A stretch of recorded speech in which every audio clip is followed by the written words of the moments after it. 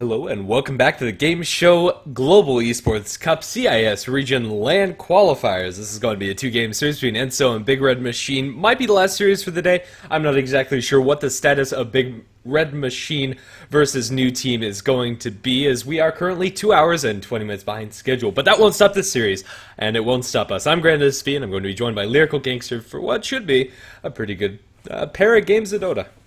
Absolutely. Should be a really great one out of Enso last time. We saw a decent amount of aggression. They were able to do a pretty good job. Ended up falling, unfortunately, in that last series. But Big Red Machine, very well known as well for their aggressive play. And they're going to have to pick up that Tusk right away. No surprise there at all. Against the Doom could be a little bit of an interesting matchup as well. Certainly a hero that doesn't really deal well with silences, but not really feeling afraid this time around. Big Red Machine opting to take the Tusk immediately into that Doom. And to answer that previous question as to whether or not New Team versus Big Red Machine is going to happen after this, those games have been moved to tomorrow. I have no idea how they plan on fitting that into the schedule. Day one was already packed full of games. Game 2 is no exception. We're going to tack another series on there for good measure. So hopefully that's going to go smoothly. And yeah, we'll just hope for the best. Moving on into into this series rather, after that news, which will be the last series of the day. The Tusk first pick after the Doom is now going to be followed up by a Sand King for Big Red Machine. Now, SK, as far as heroes are concerned, is a pretty interesting one at that, especially following up the Tusk. Generally, they fill a fairly similar role when it comes to just being the first one into the fight, being your initiator role. And this game, well, they're both going to be on the same team. Screens should be taking up the Tusk, a signature hero for him, and very flexible with how they play it. It'll be interesting to see how the Sand King rounds out their lineup or where they're going to put him, maybe even in a dueling together.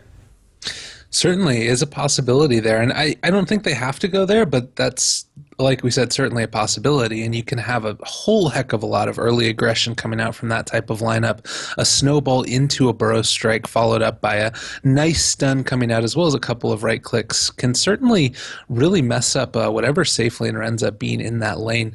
The other thing, again, that I'll mention, going back to that point that you made about first hero into the middle of a fight, I think that what this Sand King really gives Big Red Machine is the potential for Tusk to be able to pull somebody out of a fight with the snowball. He doesn't have to jump on in there with the snowball and the walrus punch. He can hold it back a little bit more because you've got the aggression and initiation coming out from the Sand King. And honestly, before the Sand King ends up getting his Blink Dagger, there's a chance there as well that you have the initiation coming out from the snowball with the Sand King into a team fight there as well. So a lot of versatility with this draft so far, and I like the pickup. And the Bane going to be here to try and slow down the sort of push and early aggression coming out from Big Red Machine.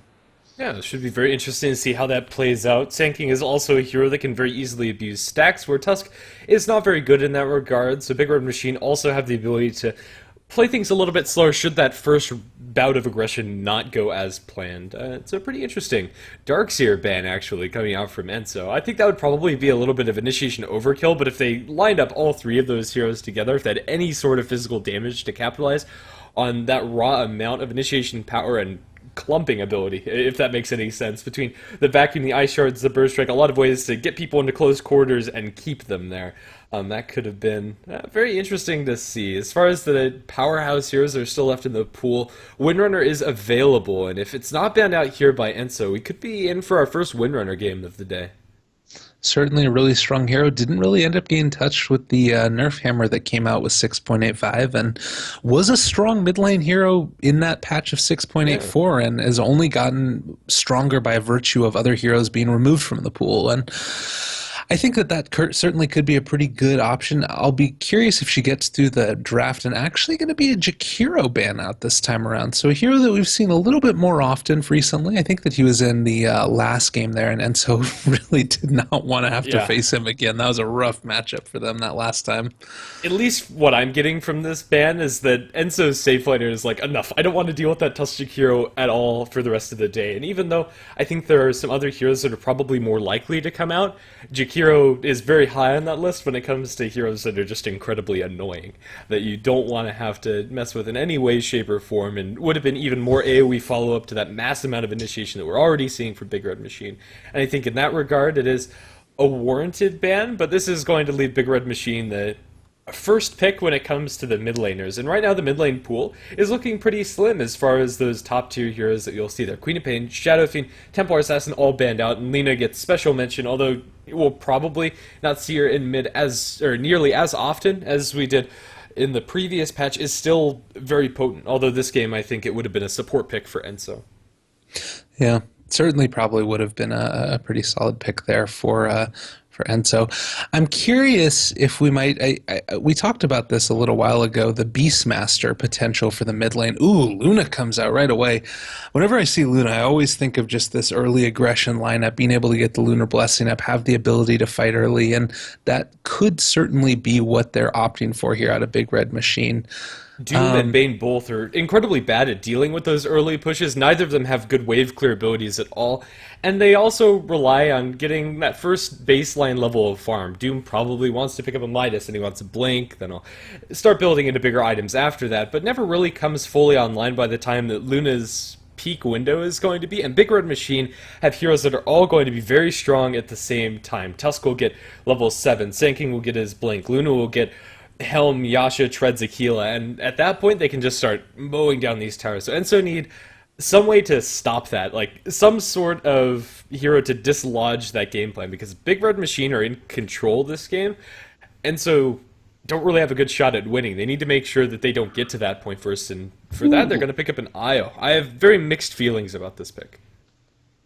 Well, it certainly can go one of two ways at this point in time. If the IO is able to, be able to get a quick level 6, and you have the potential to, oh my god, Ancient Apparition coming in, holy crap, that is a lot of damage at those early stages. And they go for the IO Tiny, it's going to be a strong mid lane probably, but this also makes your other lanes a little bit weaker. This also means that the plus side of this is that Tiny can go for some more of that damage items. He doesn't necessarily need to go for the regen right away. He is going to be able to fight, which is something that's good, and it's something that you're going to want out of your mid lane hero. But again, the question is, how well is he going to be able to really tank up against the amount of physical damage as well as magical damage that's coming out? The magic damage is probably the biggest issue for Tiny. As a Tiny, you never want to be building into an early BKB. You want to get an Aghanim Scepter first and foremost, maybe a Drums before that Ags, and then afterwards transition to an Assault Cuirass or a Manta style. But this game, it's probably going to have to be like Treads, Drums, Ags, BKB, and they need to come out very quickly too for Tiny.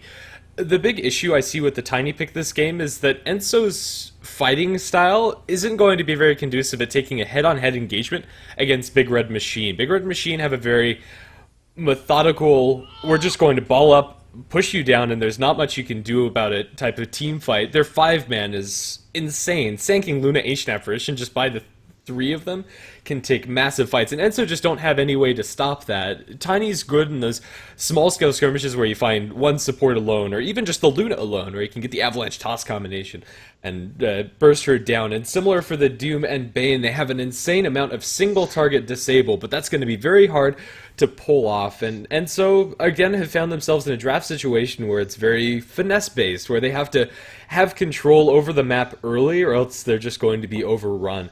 So this is going to be hard. I'm not going to say it's impossible to do, but it's going to be difficult, and Viper's not going to make it easy. I was actually about to say, what did you think about a Razor or a Viper pick here? I feel like this is the perfect type of hero. Somebody big, tanky, going to be able to pick on up that mechanism for your team, going to be able to have a good time in lane against Nio Tiny. One of the only heroes I feel like that can actually, not necessarily good time, because at the earlier levels he still can get bursted down by Tiny, but I feel like he's probably the best bet for a solo lane. And based upon the heroes that Big Red Machine have on their side, you don't really imagine that you're going to be seeing. The only hero that would probably rotate would be the Tusk, but I feel like he's going to want to stay there to soak on up to his levels. So ideally, I think that a pick like a Viper or Razor is the best one for being able to make sure that you're able to sustain in lane solo. Yeah, I think that Big Run Machine probably would have liked the Windrunner a little bit more, but we're going to see another Morphling from Enso.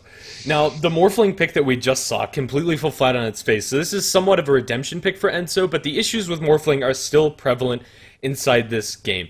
Morphling excels in those single target pickoff scenarios, but the support stunning Morphling does not offer anything when it comes to the damage that's going to be brought to the table. And maybe they're going to run the Morphling as a safe lane farmer, in fact, as a change of pace for Enso. But I don't really feel like Enso are pulling in the same direction. They have a fruitcake lineup. There's a lot of good things here and there. The individual heroes on paper look good, but they don't mesh. Like Big Red Machine, there's a timing window. You have that Viper mechanism, you have the Blink of the Sand King, you have the items on the Luna, Ancient Apparition will get his level 6, Tusk will get high levels in all of his nukes, and they're all battle ready. They're set, they're ready to go, they're ready to start taking down objectives.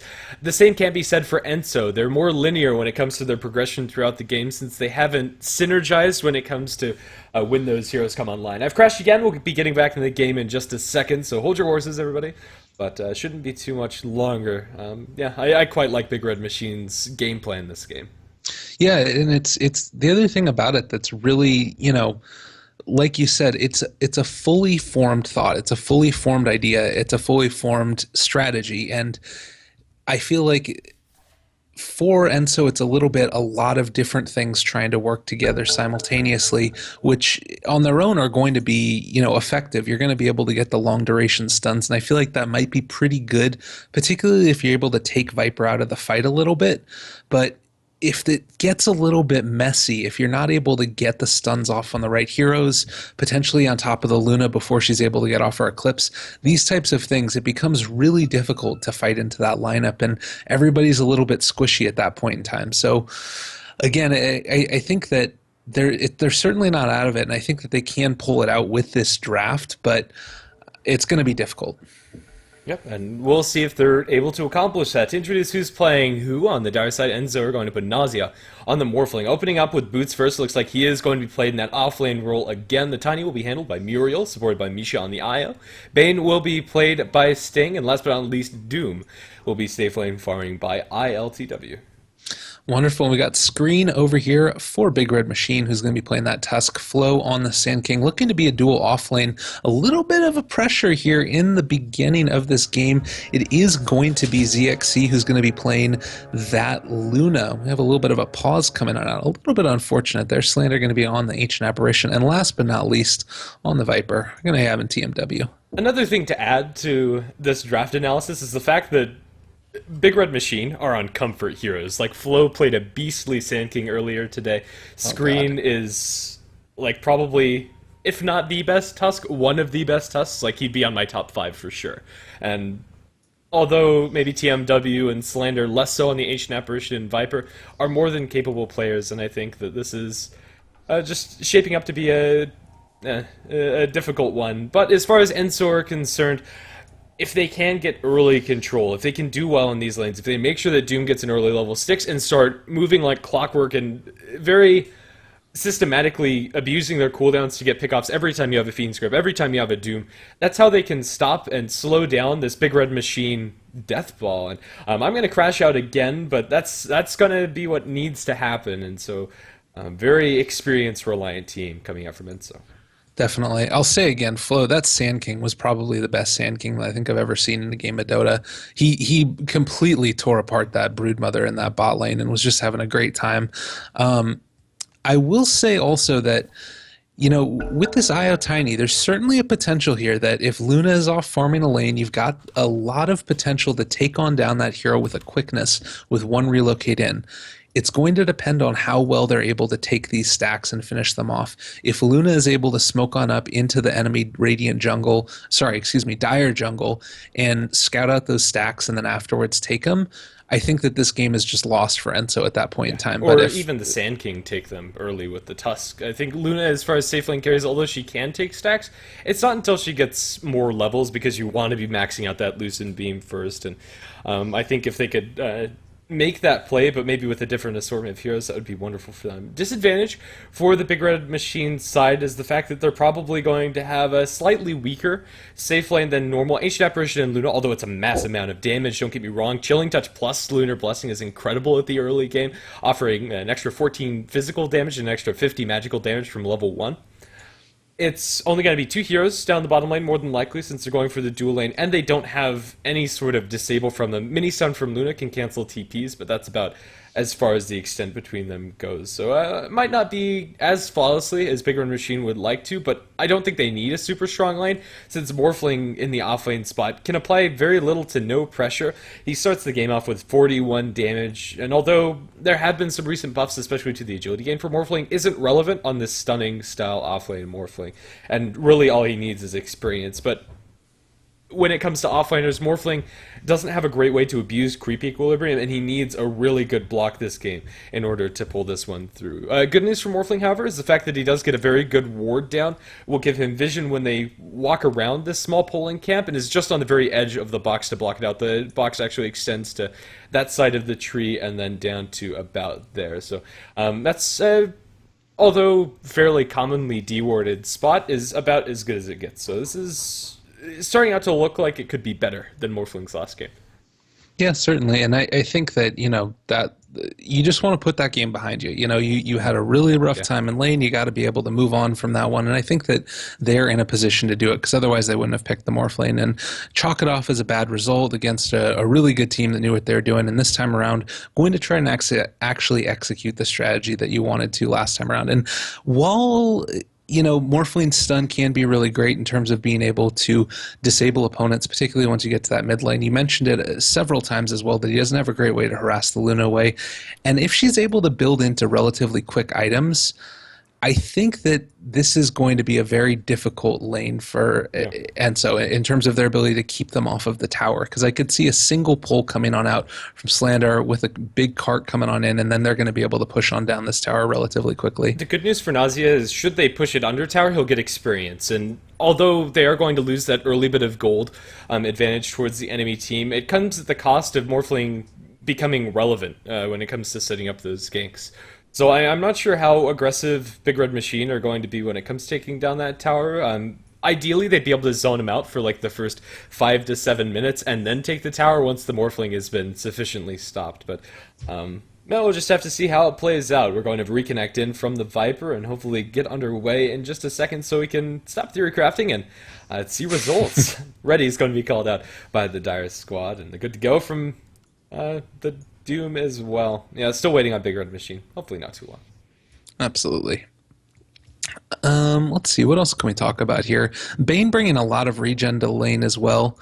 The Doom has a decent amount also, but I think that they're pretty well set up in the top lane. They got the Mango up on the Sand King. They've got pretty much everything that they could want. And you did mention being able to steal the stacks by the Sand King. I was thinking about the Luna. I completely forgot about the fact that Sand King is just, the king of stealing stacks. We did see him take Caustic early against the Broodmother. Do you think that there's any chance that that's going to end up coming out this time around? A slight chance that we see 1 point put into Caustic, since it is a melee farmer on the enemy's side, and if he feels he can get away with pressuring the Doom's farm, I think Flo might make that call, but we're not going to see him invest any more than just that 1 point that we saw against the Brood. That's a very hero counter-specific skill build, and it will hurt his ability to take stacks or potentially hurt his ability to get kills. Up towards the top lane, I'm not sure how active Tusk is going to be here either. Getting kills on the Doom and on the Bane is very difficult. These are incredibly survivable heroes. I'm going to crash it again, but Bane with the Brain Sap and with the recently buffed Scorched Earth, both of them have ways to sustain their HP throughout all of these trades, especially with the amount of regen that they've brought to bear. Yeah, I actually crashed out as well. My brain is crashing out also here, but no big problem at all. We're going to be getting right back on into this one. I think that another key point here is going to be how well the Viper is able to do in this lane. There is always the chance there that, as we talked about, Viper isn't the tankiest hero in the world until he ends up getting, a couple levels in that corrosive skin, as well as being able to pick on up his mech and a couple of those other items. But if Tiny's able to find an early kill, that can really set the tone here for Enso, and it would be a great help for them moving into the mid game. Yeah, for sure, and there is that weakness. The Tiny IO dual lane is incredibly scary, and already Misha is going to, put a little bit of pressure onto the Viper, but Misha needs to be, very careful. IO is a zero armor hero, and once Nether Toxin starts coming out, Viper currently sitting at 111 when it comes to his skill build, is going to put so much damage if the IO gets any lower than he is right now. It'll be safe for the time being, but not super safe at that. Across the board, Big Red Machine are getting a good advantage, but not a super huge one. I think most surprising to me is the Tiny's not farming that well, but Flo taking a good amount of harass up towards top lane. This Bane is trading effectively. Radiant's structures have been fortified. If that was the Dire's fort, I'd say that's a lot more relevant since they wouldn't be able to stop Luna's push. Probably just an honest misclick coming out from them, but I don't think it'll be punished. You know, I always wonder when you're in sort of a team chat, it's like, who did that? Come on now, be honest about it. It's one of those things. They end up jumping on top of TMW. He actually might be in a little bit of trouble here. They're actually, unfortunate. He was, trying for the toss back onto TMW, but the Viper was just too far away. And at this point, Tiny's too slow. Even with the tether, movement speed only has a slight advantage over that of the Viper. And once the IO is gone from him, he has a disadvantage since he's going to be constantly slowed down by that poison tech, despite having the same base value as that Viper.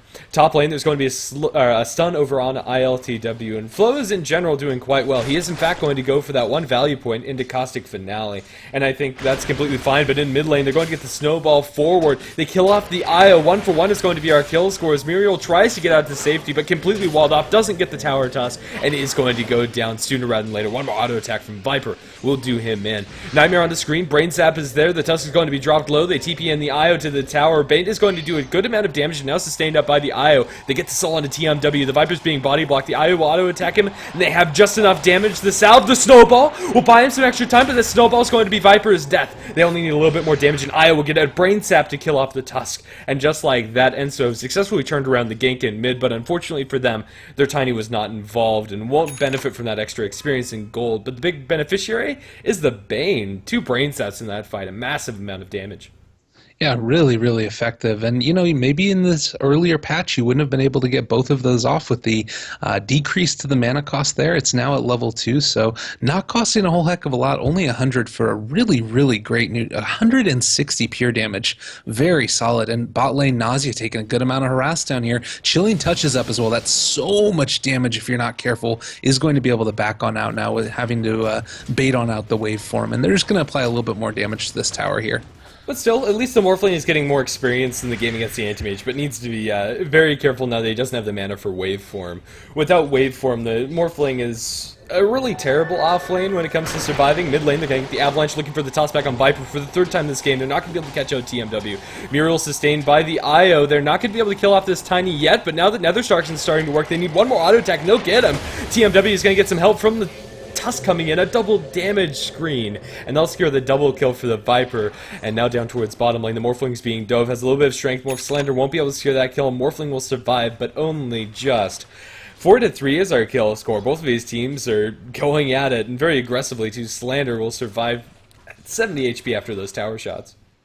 Really, really close there to being taken down by the tower, but was diving deep. Oh, Burrow strike top. ILTW in a bit of trouble. They'll get the stomp on him, and Doom will smack him in the face.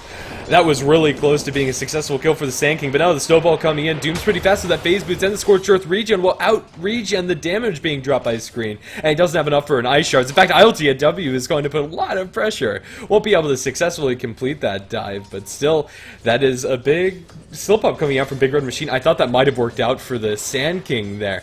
If he got a kill on that Caustic Finale creep instead of it just timing out and doing the smaller, like the 50% AoE damage, maybe that even works out for him. But just underestimating the damage coming out from the Hellbear Smasher Clap. Yeah, it does a heck of a lot there in the early stages. We do see this really big stack over here at the hard camp that Muriel is just going to be able to finish on off here in just a second. And this is exactly what they need to do. You know, Tiny had a little bit of a tough time in lane, is already 0-2, which is not the start that you want at all on your Tiny.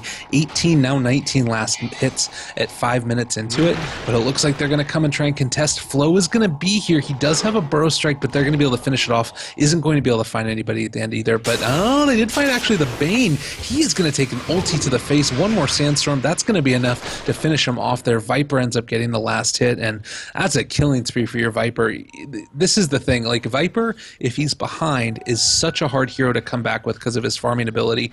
But if he's ahead, really, really solid there. Meanwhile, up top lane, Doom taking a little bit more harassment. Screen is here with a full mana pool. Snowball coming on in as well. Flo is off to the side. Is he going to be able to catch a burrow strike? Looks like he's going to be able to find it one time on top of him, but the regen is just so strong out of this Doom, running down with the brain sap on top of the Tusk. He goes down. Another Nightmare here is going to be able to hurt Flo a little bit more. Does have the wand charge, going to try and keep him a little bit of distance away, and with the burrow strike, he's going to be able to get his way out of there. We see again the power of that recent buff to Doom. That's a maxed out Scorched Earth. It's effectively giving him salve regen that can't be cancelled.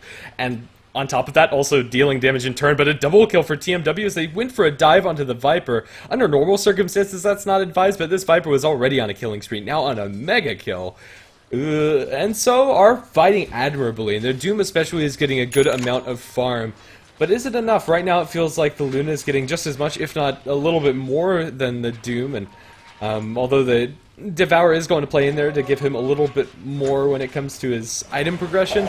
Oh, snowball up towards top. They have the Burrow Strike default. IOTW is going to be in a little bit of trouble here. They're going to hold the Burrow Strike to get the maximum value out of that stun. They get the Ice Shards, but still that Scorched Earth regen finally is worn off. Maybe they can kill off ILTW. He's walking around the corner. He has the Phase Boots. Caustic Finale, is that going to be lethal with only 1 point? I'm not so sure. He'll survive on 16 HP, but 1 auto attack from Tusk. And Screen will find himself the kill. Snowball away under the tower. Adaptive Strike's going to be a long stun. 3 points into that. And now with the IO Orb, Screen should be going down. 6-8 is going to be our kill score, but that still favors Big Red Machine, as that was their safe lane farm that they took down. And now, with the Morphling's absence, there's nothing to stop this tier 1 tower from falling. Glyph will delay, but there's 3 range creeps inside this lane, and it's going to be taken down very swiftly. Yeah, and she's got the 1 point Eclipse, the 1 point in Glaives as well, so getting a little bit of bounce off of these attacks as well. This tower is definitely going to end up falling down here. Aquila and Tread, she's going to be working on drums, it looks like, next. This is definitely a build where you want to end up fighting, and I don't know if this is the TP right now, honestly. You've got Eclipse back up. I guess with Doom coming in, they're going to be able to do it, but it looks like the Radiant are just invading this jungle over and over again. Viper showing no regard for human life at this point in time, is just running right the heck through, is going to catch Nausea. Waveform is up, so he's going to be able to make his way out of there, but forcing that out yet again, more mana being expended, and now Morphling has to head on back to base. And just look at this, there's nobody in a lane farming right now for the Dire. Doom is trying to move his way down here and should be able to farm on up, but they've just been able to bully them out of these lanes consistently. On the flip side of the coin, nobody was farming on a lane for the Big Red Machine side since they were going for that aggressive rotation, but they're just flexing their muscles. Avalanche will fly through. He's looking for the toss into flow, but not going to be able to find it. The toss eventually will land, and now the Burrow Strike also will turn on a Muriel. Here's the Eclipse. Flow will survive on 30 HP. They turn around, kill off the Ion on Muriel in a lot of duress. Screen, does he have another spell to throw out? Ice Shards will get himself the kill. Nausea is a little too tanky to kill off that Morphling, but still nice rotation coming out from Big Red Machine. Now they're going to start transitioning into those tower pushes. In fact, it's a little bit faster than I thought they would be able to. Bane, down towards bottom lane, with a little bit of help from the Doom, will be able to kill off that Ancient Apparition without using either the Fiend's Grip or the Doom, just running him down with that almost maxed out Brain Sap, 3 points into it, a little bit too much for him to handle. Just trying to soak as much experience as possible on that A as he's nearing level 6. You know, this has been a really high-paced game so far, 17 kills in just under 10 minutes, and it seems like they just want to be able to push on down these towers and really get to the gut of it. I think that they're going to be able to come back and defend this as well. Doom a little bit caught out potentially if we get another rotation on down, but if Ancient Apparition is alone down here, he actually can't do anything and might just end up getting dove behind tower, and he needs to hide now. He doesn't really want to be here against a Doom and a Bane with both of their ultis up.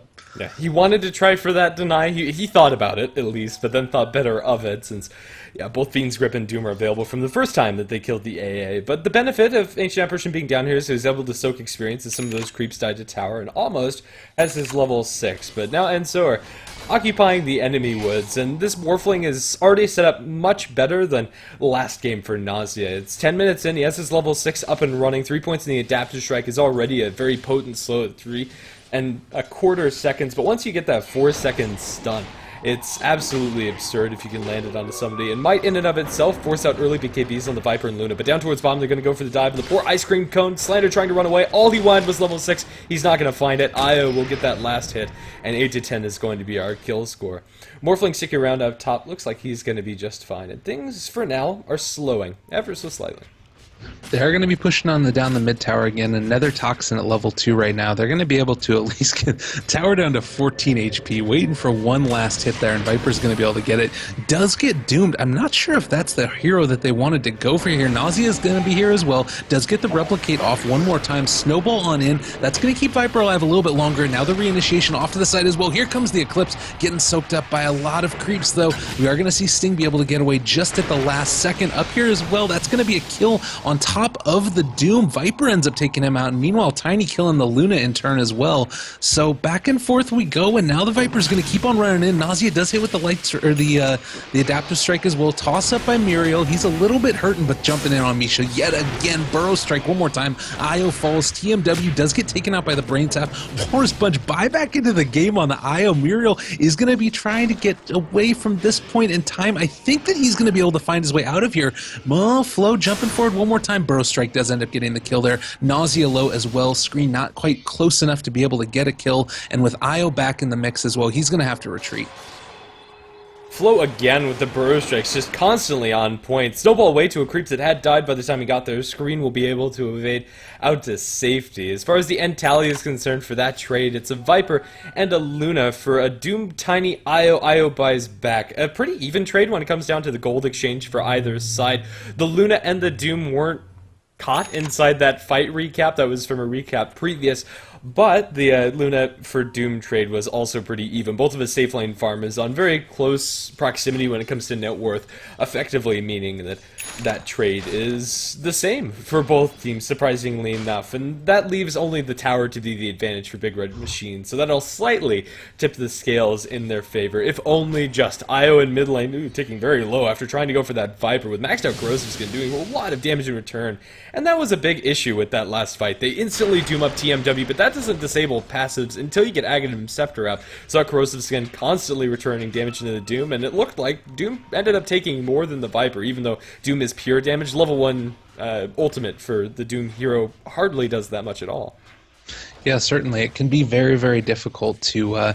I think that really they need to be able to get that off on either the Sand King before he starts tossing out Burrow Strikes, or the Tusk. I think those are the key targets here. They are going to be able to find the Io and the Tiny yet again. Really not the initiation you want to have happen. Walrus Punch, Burrow Strike. That is a dead Io. Adaptive Strike yet again. Going to go down there. Doom on top of the Luna immediately ends up falling there as where Muriel and the Doom get caught by the Icy Blast. That's going to be a Hadouken out one last time to take out the Ancient Apparition. Very, very well done. And now Flo getting caught out as well. Screen in some trouble. Is going to need to try and get the heck on out of here. TMW consistently being contained by that adaptive strike, and that is exactly what they needed out of that Morphling. He's going to end up falling here. Mech comes on out. He's actually going to be able to continue to fight away. Muriel goes down to the Viper, and how is he still alive? This fool is so tanky. He does finally go down to one more right click from the Bane. Relocate on in. Screen's going to try and snowball away. He's going to be able to find a creep and make his way out of there with those phase boots.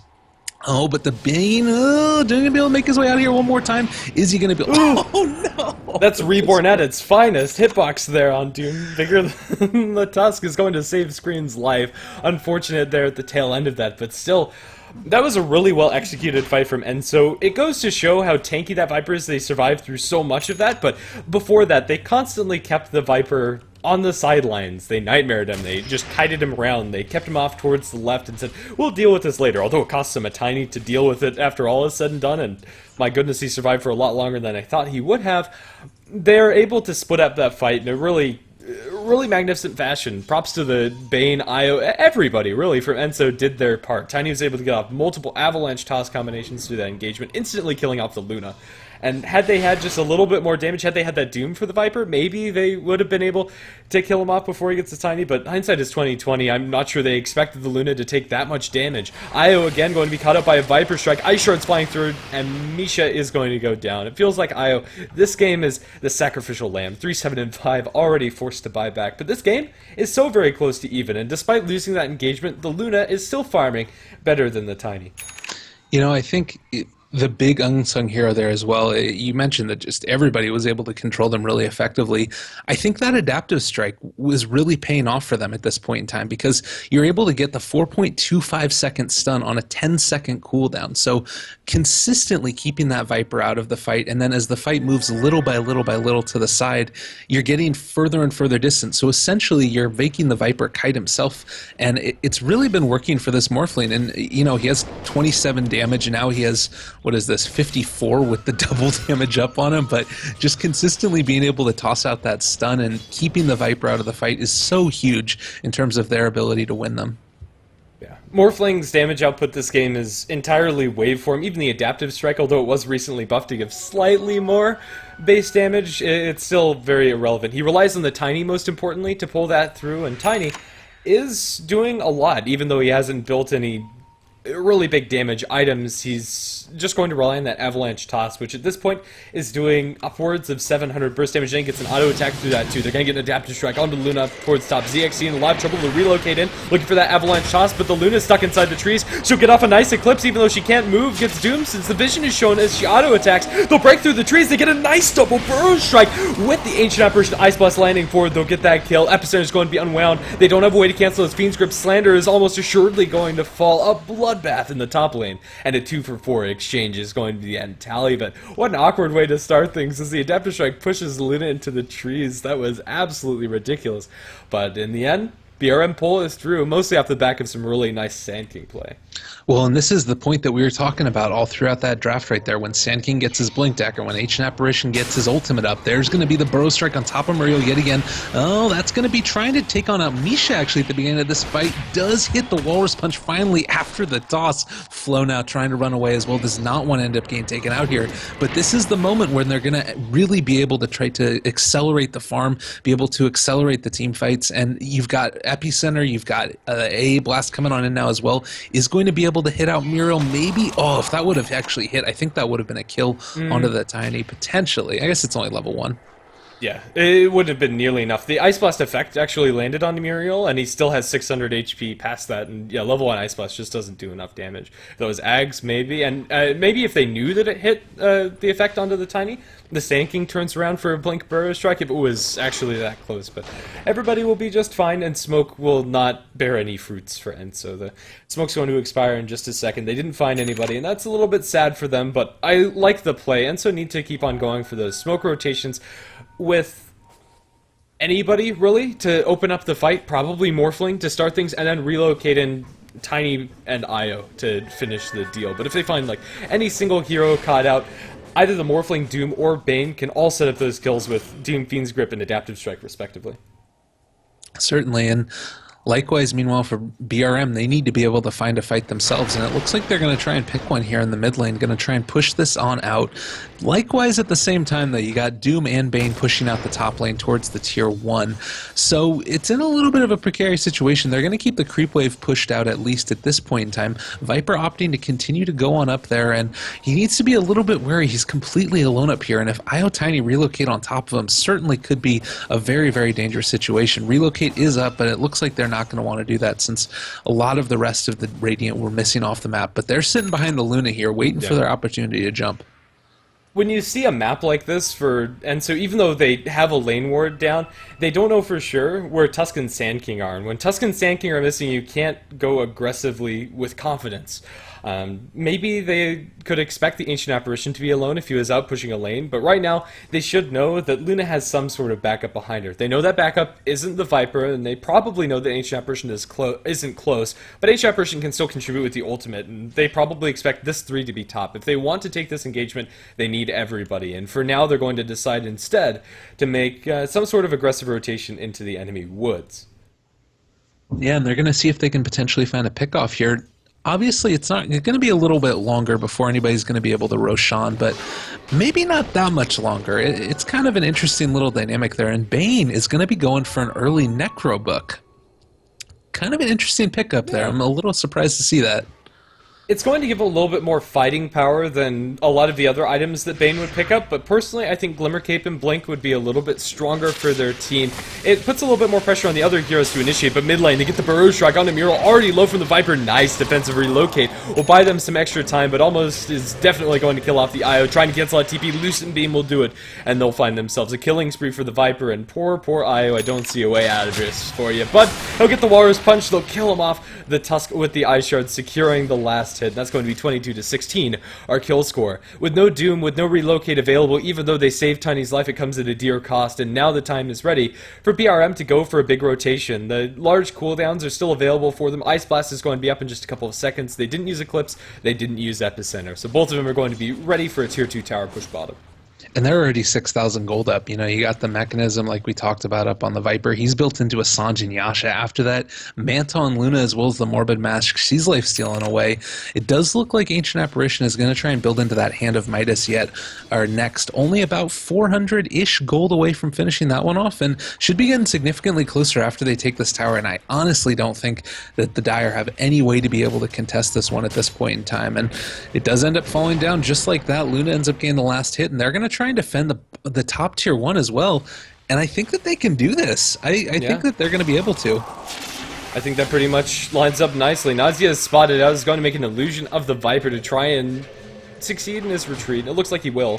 He's going to juke up the Sand King. They catch the Burst Strike, but Nazia still has a wave form out and should be able to wave form TP. Will succeed in that.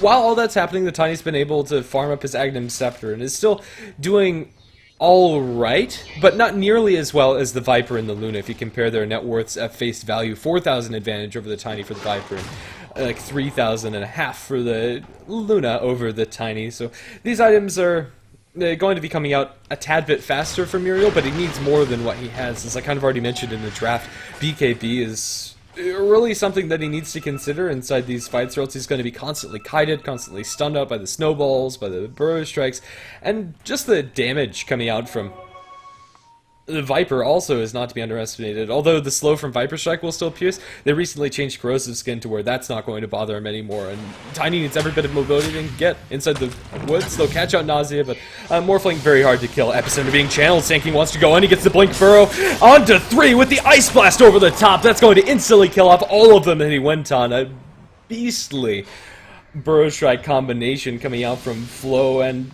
inside those close quarters, inside that ramp, it's such a dangerous place to fight against the Ancient Apparition Sand King combo.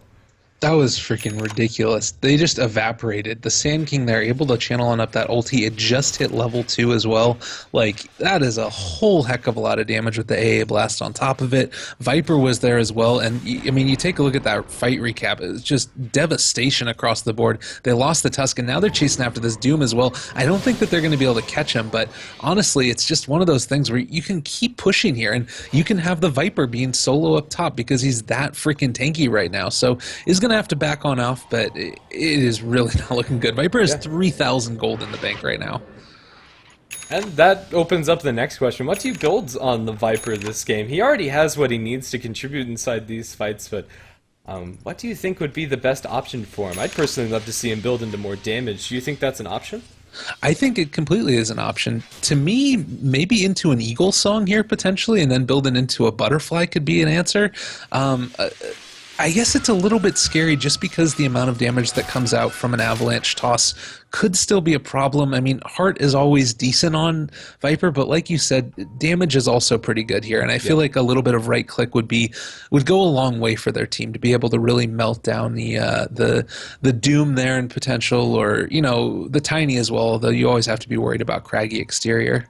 Yeah, I really like the Butterfly that you mentioned, and if he is scared of that tank ability, I think going for an Aghanim Scepter is probably the other option. But down towards bottom, they're going to get an Adaptive Strike stun, and actually relocating the Tiny and Io. They'll get the Doom on a TMW. TMW is going to be repelled a little bit. That is an Aghanim Scepter Doom, so he's not going to have his passives for this fight. Could be very important here as they're going to start dropping him low, and now he's in lethal range. No deny going to be on to TMW. Double kill for IL.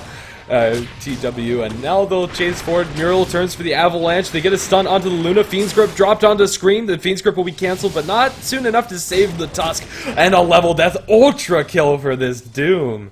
My goodness, the damage he was able to put out was pretty immense. I think that Aghanim Scepter pickup completely caught Big Red Machine off guard. They expected their Viper to be tankier, and now with that death is going to decide to go for the Ag, since I don't think he feels comfortable going for those bigger damage items. But now Enso, showing big signs of life, are going to go into Roche. That was a freaking huge team fight. They didn't lose a hero. 6,100 EXP. You're looking at 5,000 plus gold as well. They are completely where they need to be now. You got the Blink Dagger up. You got all that stuff. A Blast or not, it's kind of not going to matter at the end of the day, and that's going to accelerate Tiny into his next item as well. Only he's got 2K in the bank right now. You got Necro Book up on Bane as well. Like, they're actually back in this game after that one team fight right there and the reveal of the Aghanim Scepter from Doom. And that's one of those things that you end up seeing with the big items, is that Aghanim Scepter often can be really, really helpful and effective in these fights, but until you get it, it's not really going to be going your way. Yeah, the build-up to Aghanim Scepter is a lot worse than a lot of other items that you're going to be building. When you're going for, like, Sanj and Yasha, just getting the Sanj or just getting the Yasha is, like, it almost directly equates to half of the item's effectiveness. Not, like, in cost, but in how it impacts the game. But for Aghanim Scepter, the end value is definitely a lot more than the sum of its parts. You, especially this game, get a lot of traction out of disabling those passives. Another Toxin Corrosive skin up for the Viper, and Luna also very reliant on the Moonglaves and her Lunar Blessing Aura. Although it's not going to disable the Blessing Aura for the rest of her teammates, it does disable it for her, and her damage output starts to plummet when you don't have those steroids available. And although the Aghanim Scepter is now up for the Viper, this could be anybody's game. I still think the Big Red Machine have an advantage, but if these towers start falling in favor of Enso, very easily could take it. The big reason why they lose that fight is because Flo wasn't the one to initiate. It was Enso that were calling the shots. Certainly, and they were able to make really good use of that. I'm wondering now on this Tusk, he does have a Perseverance. Do you think this might be built into that Battle Fury that you occasionally see on the Tusk, or do you think this is going to be... No, okay. Absolutely not. Okay, there's two options here for Tusk. Battle Fury, he's not snowballing hard enough for that, and although I think I've seen Screen build it only when they're absolutely crushing. This is either Lincoln's or Lotus, both of which are pretty good at countering out that Doom, and relocate. They're going under the backlines. We'll hold that thought for a while. Nice Burrow Strike catches out Nausea and Muriel, but the damage isn't quite enough there. The epicenter can't be channeled inside these close quarters, and now they have a Fiend's Grip on Luna, getting wailed upon by Muriel. Double kill for him. The epicenter finally comes out with the Burrow Strike, but the damage just isn't quite enough. Sting is going to turn around, has a Brain Sap cooling down 1 second, and Flo needs to be so very careful. Nightmare's going to be there as Bane saves his breakfast for later. TMW is going to be doomed up over the sidelines. The Doom will kill off the Viper, and we're looking for a full 5-man wipe. Although the Sand King is able to get the Burrow Strike up the high ground, survives within inches of his life, but that's small consolation for the side of Big Red Machine as they get demolished inside that engagement. That was something that they just didn't expect to happen, and so completely catching them with their pants down inside that Roche pit. That's almost another 5,000 gold swing after that team fight. This is completely and totally disastrous for Big Red Machine right now. They're ahead by 12k, and now they're shooting back down to almost even, and honestly, it's not looking like they're going to get a whole lot better there. I think that this Morphling is making so much work. It's the Morphling as well as the Doom with the Aghanim Scepter, and they're just shutting down the Viper and then being able to keep the Luna or whoever out of the fight. It doesn't matter who it is, and I think that Lotus Orb that you were talking about is probably what they're going to be trying to build on that Tusk, just to give the Luna the ability to farm, be in the team fight a little bit longer, let the Viper be in the team fight a little bit longer. They really need this item. I'm not even sure if Lotus is the pickup here. I think they need a straight-up Lincoln's. Although there's ways to block that, they need armor against this Doom. Like, they need something that will make Doom think twice about dropping his ultimate on one of these heroes. Because once Luna or the Viper is doomed, you're fighting 4v5, and now big items are coming out for Enso. You have a Necrobook 3 on this Bane. Although, I questioned a little bit earlier, it's working so well for Enso, and now their pushing power gets absurd. You have that extra attack speed aura that's going to make the tiny pushing faster. He has an Assault Cuirass, for Pete's sake, on Muriel. And Enso are getting massive amount of momentum, and now Morphling's positioning gets easier as he has Blink, Yules, Tranquils. It really feels like Nausea is redeeming this Morphling pick for Enso, as things are starting to come back in their favor. I think a big thing that Big Red Machine aren't valuing is the amount of disables coming out from Enso, especially that Morphling. They don't want to buy BKB because there's a Fiend's Grip and a Doom on the enemy side, but they have to. Like, there's no other option. They need Magic Immunity on this Viper and the Luna, but Viper is committed to so many defensive items, if he goes BKB next, he runs the risk of just not being a factor and ignored. Yeah, and well, I mean, it's sort of catch-22. If he does end up not going for it, then he is going to be a non-factor because he's just going to be stunned throughout the whole team fight. So a very, very unfortunate position for them to be put in at this point in time. I still think the Aghanim Scepter is pretty good on him, but if you're silenced the whole time as well, that means that you're not going to be able to toss on out those ultis anyways. So honestly, I think that they need to find a pickoff now. I don't know if they can go 5v5 him anymore. You take a look at it, and after that last team fight, Enso's actually ahead in terms of net worth by about 1,000 gold. In terms of EXP, the margin's even bigger, 2,500. So they need to find a pickoff or try and do some split push, but you're starting to feel for Big Red Machine like their power curve might have flattened out now, and they're in a tough situation. Especially with the type of items that they're picking up. If you take a look, Tusk is going to be going for that Lotus, and he's going to have it soon. But even though his net worth is higher than that of the Bane, I'd much rather have the Necrobook 3 completed now, then a Lotus Orb in the next upcoming minutes. Although, once the Lotus Orb is out, things will be a different story entirely. And that'll give Big Red Machine a chance to take these 5-on-5 fights, but now, speaking of BKBs, we're getting those out for Enso. You have a BKB up on the Doom. 10-second duration there, and Tiny is going to have a BKB too, and we're going to delay the second game in the series, so let's make it a good one. Slander is going to be blown up, caught outside his base. And there's really nothing that you can do about that except for not be outside your base right now. And Enso, not dealing with this Ancient Apparition ultimate, could very easily go for more. They think about dooming this Luna, but they know it's an illusion now that the Io Spirits have hit it. That was potentially disastrous for them, but they'll think better of it. Now they're going to start hitting at this tier 3, but so is the enemy team. The tier 3 tower for the Dire is dropping lower. Flo's going to get the Burrow Strike out, trying to evade here. They'll toss forward Fiend's Grip onto TMW. They're going to start beating away onto this Viper. Gets the Mac 4-staff away by Flo, but Flo's also very low already. They don't have detection on the Sand King yet. They're going to stun TMW and save him for a little while longer. Burrow Strike away, but a Nightmare onto this Viper. They drop the Tiny and the Io down towards mid as they're taking out the melee barracks all while that's happening. And TMW is completely isolated. Just look how long he's stunned. He's Nightmared for however many seconds. That's 7 seconds of Nightmare. He's perma-stunned. There's absolutely nothing you can do about it. Lotus Orb is done on the Tusk, but they've already lost their barracks, and Enso now have a commanding lead, not only when it comes to gold, not only when it comes to map control, but when it comes to momentum. They'll catch out Flo as well with the Doom, and there's nowhere to run for Sankey. Even going to the base won't save you. Ancient Apparition looking for the die on Flo. It does too much damage. Lotus Orb is going to be applied. It does return, I believe, a level death onto the Doom, and he is going to lose his Aegis here. The Eclipse doing a good amount of damage. Isn't enough. They're going to toss forward the Doom. The Ice Blast isn't going to connect onto much of anything of importance, although Muriel is going to have that debuff applied to him. They blow up the Luna. She's down without buyback, and right now it's Ancient Apparition and potential Sanking buyback against the world. Oh my goodness, that was completely ridiculous right there. The fight back for the tier 3 up in the top lane for the Dire as well, being able to get on back there and then immediately move back to the bottom lane to take on the Rax, and it looks like they're not content with that. They're going to keep going here, and what the heck do you do? Ancient Apparition ulti or not, it doesn't matter. The only person that might end up getting taken down there would be Misha, and while that would somewhat hurt, like, he's regen back on up to full. This is going to be another set of barracks here. Enso completely turn around the whole course of this game, being able to make this happen with this very, very unique pick, the Morphling, which I feel like I haven't seen since 6.84 or 6.83 or so in terms of when he last got changed with that adaptive strike. It really was 8-3 when Morphling in the offlane was seen pretty frequently, and anything after that, they made the projectile disjointable, and he felt super weak after that from the offlane, but Nausea's bringing it back, 2-1-15. It's really not something that can be understated. He had such a bad game on it before, and I think this definitely proves Enso are confident enough in their own abilities and in their own picks to make things work out. I had my doubts, but they're pulling through. You have a refresher on this Doom. Io even has a Vladimir's offering. Yeah, it's absolutely absurd. Getting one Doom is hard enough, but right now the issue arises for Big Red Machine that, oh no, my power just cut out? Okay. I can still hear you. Well, I'm running on backup power.